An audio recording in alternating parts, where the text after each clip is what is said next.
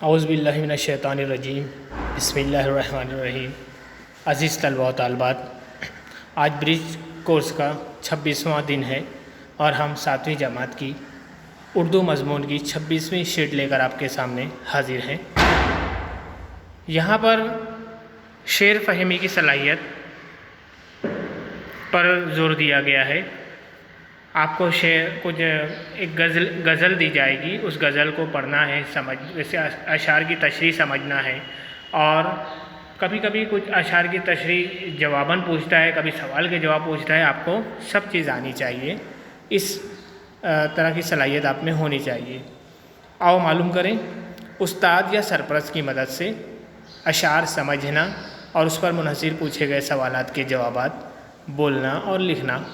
پہلے غزل بغور پڑھیں، پھر سوال پڑھیں، اس پر غور کریں اور اپنے الفاظ میں ان سوالوں کے جواب لکھیں۔ دیکھیے، آؤ اہلیت پیدا کریں۔ ایک غزل دی گئی ہے مرزا غالب کی، میں پڑھتا ہوں۔ کوئی امید بر نہیں آتی، کوئی صورت نظر نہیں آتی، موت کا ایک دن معین ہے، نیند کیوں رات بھر نہیں آتی۔ آگے آتی تھی حال دل پہ ہنسی، دیکھیں یہاں پہ لفظ دل بھول گیا ہے۔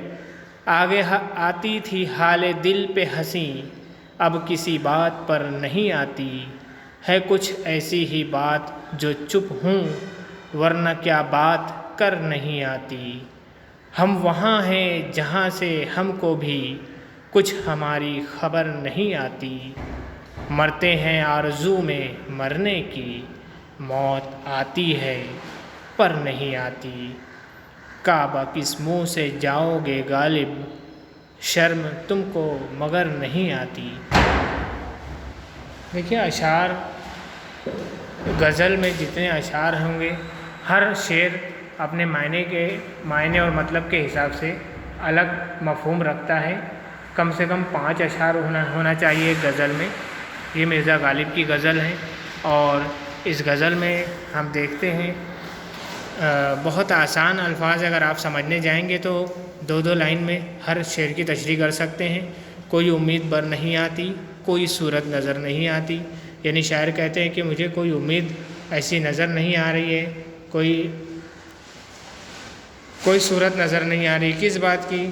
کہ کوئی کام میں کرتا ہوں، اس کام کو پورا ہونے کی امید ہو، یا کوئی چیز میں مکمل کرنے کا سوچتا ہوں، اس کے مکمل ہونے کی صورت ہو، ایسی کوئی صورت نظر نہیں آتی۔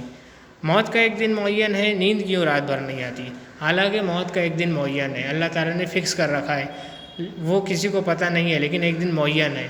اس کے باوجود ہم موت کے لیے جو ہے نیند چھوڑ دیتے ہیں، کبھی رات بھر نیند نہیں آتی ہمیں، ایسا بھی ہوتا ہے۔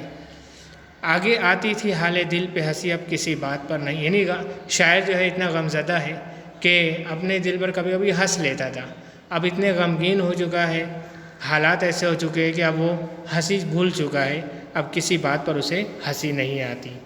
ہے کچھ ایسی ہی بات جو چپ ہوں، ورنہ کیا بات کر نہیں آتی، یعنی کچھ ایسی بات ہے، کچھ ایسا غم ہے، کچھ ایسے حالات ہیں کہ میں چپ چاپ اب رہنے لگا ہوں، ورنہ کیا بات ہے کہ جو مجھے کوئی بات کرنے نہیں آتی، اور ہر بات کا جواب بھی مجھے آتا ہے۔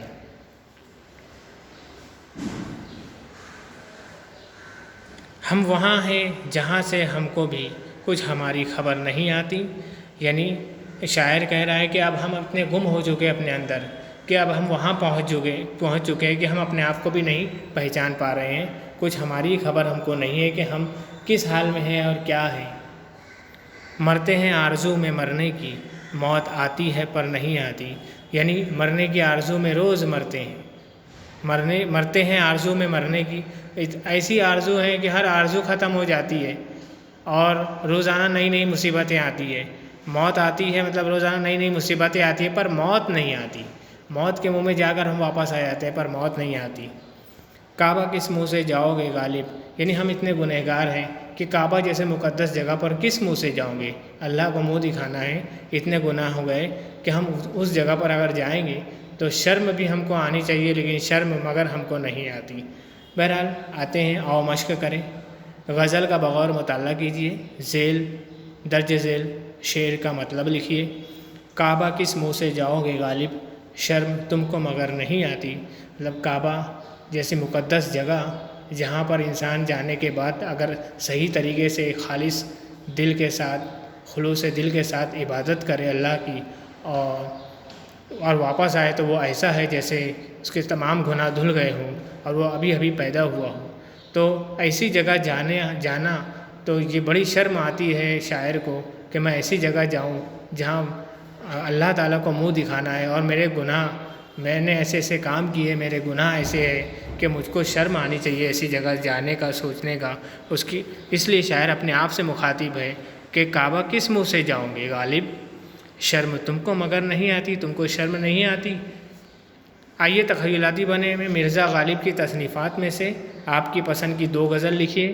دیکھیے آپ گوگل پر سرچ کریں گے اور مرزا غالب کی غزل تو اس میں بہت ساری غزل مل جائے گی۔ ہم یہاں پر ایک غزل آپ کے لیے لائے ہیں، یہ دیکھیے مرزا غالب کی غزل، ابن مریم ہوا کرے کوئی، میرے دکھ کی دوا کرے کوئی، یہ غزل ہے۔ اس طرح کی غزل آپ اور بھی ڈھونڈ سکتے ہیں۔ تو ایسی بہت ساری غزل وہاں پر موجود ہے، نیٹ پر موجود ہے، آپ ڈھونڈیے، اپنے استاد سے، اپنے والدین سے پوچھیے، ان سے مل جائے گی۔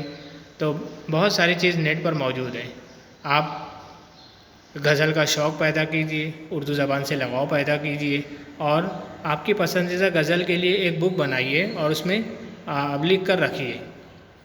تو آج کا یہ دن یہاں پر یہ شیٹ کا دن مکمل ہوتا ہے۔ شکریہ، خدا حافظ۔